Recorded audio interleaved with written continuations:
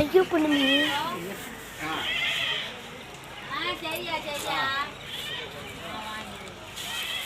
சரி சரி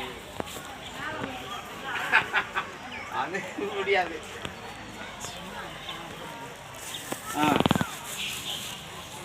சரி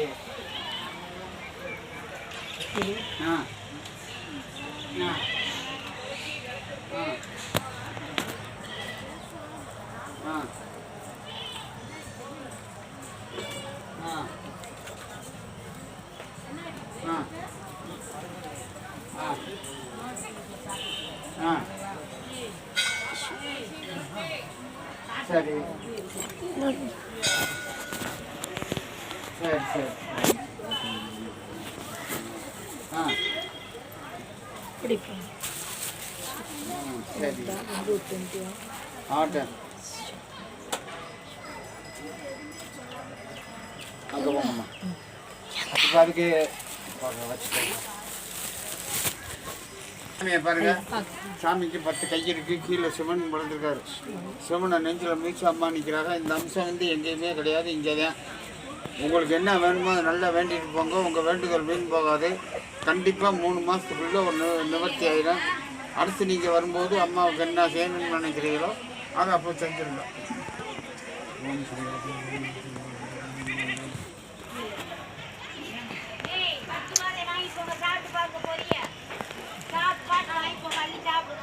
கவர் இருக்குங்களா? ஐயா வேற வச்சுக்கிறேன். ஒன்றும் செய்யாத. ஒரு கவர் இருக்கு.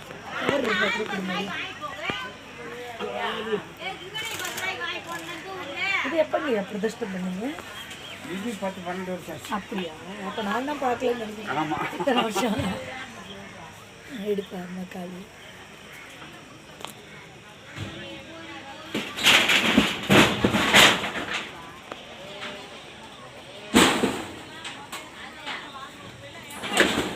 யாரோ ஃபோன் பண்ணாங்க, ஐயா கட் பண்ணிட்டாங்க.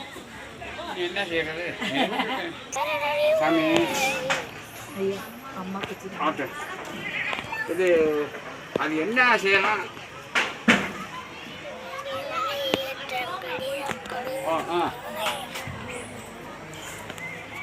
இப்படி நேரம்னா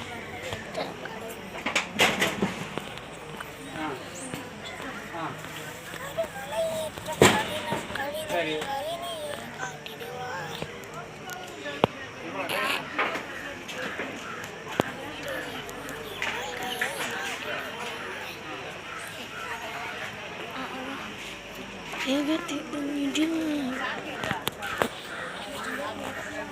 புட்டா ஹெலிகாப்டர் வாங்கிக்கலாம்.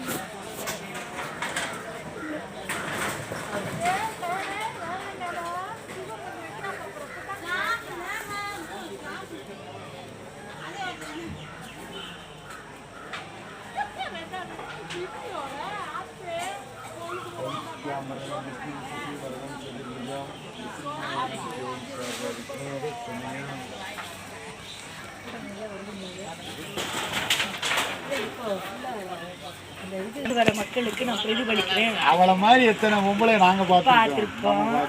இல்ல இப்ப யூடியூப்ன்றது எல்லாமே வந்து சும்மா பகட்டுமா இல்லைங்க ஐயா. புருஷன் இப்ப கட்டிக்கிறேன் எல்லாம் வந்து வாழ்க்கை பேர் போறீங்கன்றேன். அதத்தையும் மனிதர்கள் கெட்டவர்கள் தானம்மா.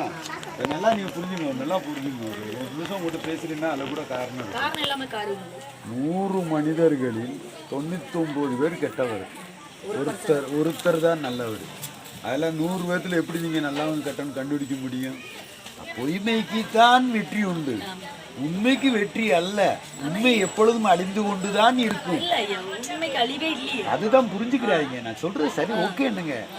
நான் சொல்றது ஓகேன்னுங்க. உண்மை எப்பொழுது அழியாது என்றால் உண்மை எப்பொழுதும் நிலைச்சு நிற்கும். பொய்மை எல்லாம் வென்று கொண்டே இருக்கும். பொய்மைதான் உலகம். உண்மை உண்மை நீங்க கண்டுபிடிக்கின்ற அதுக்கெல்லாம் ஆராய்ச்சி பண்ண வேணாம். ஆண்டவனுக்கு மட்டும்தான் தெரியும். இதுதான் இப்படிதான் உண்மையானவங்க போய் சேர வேண்டியது இல்லையா? அப்ப பொய்மைக்கு மட்டும் நீ வாழ வச்சுக்கிட்டு இதுதான் டேக் இட் ஈஸி இல்லை நான் சொல்லுதான் உண்மை.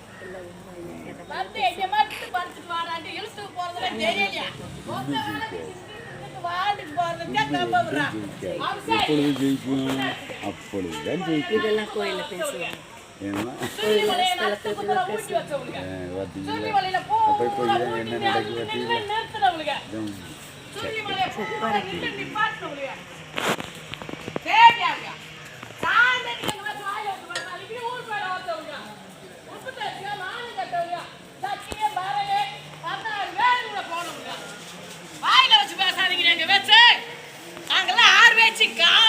கருப்புல பேசுறோமா, செக்க பேசுறோமா, வழக்க பேசுறோமா, மூய்க்கு பிடிக்க மாட்டோம். அப்படியே உட்காந்து ரோசை காய்கறி அம்சாயா கோயிலில் எப்படி பேசுவாங்க? ஊரை இடப்பள்ளி கொச்சு போலாம். அவங்கள விட்டுட்டு ஒத்த வேலைக்கு வச்சுருக்கேன். உள்ள வரல உள்ள அத்தனை நாசமா போயிடணும். அத்தனை நாசமா போயிடணும். நாசமான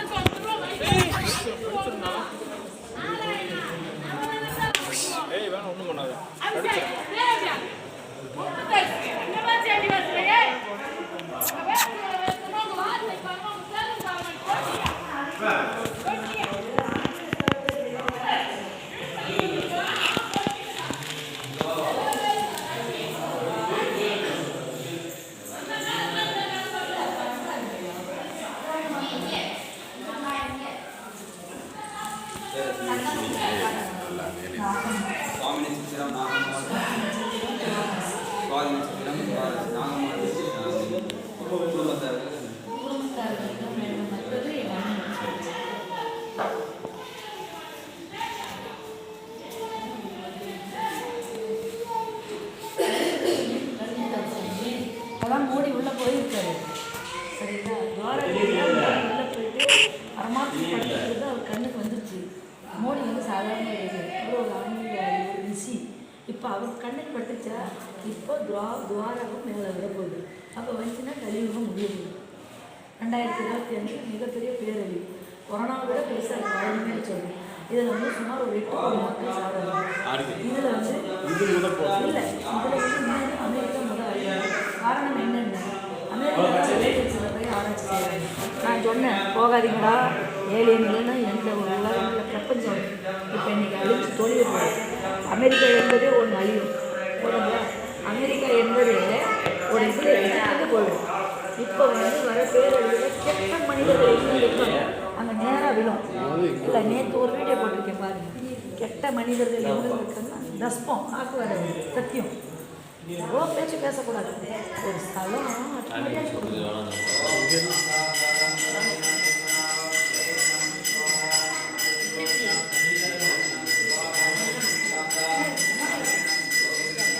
இதில் தாத்தா எங்களை எனக்கு ஆட்டம் நீ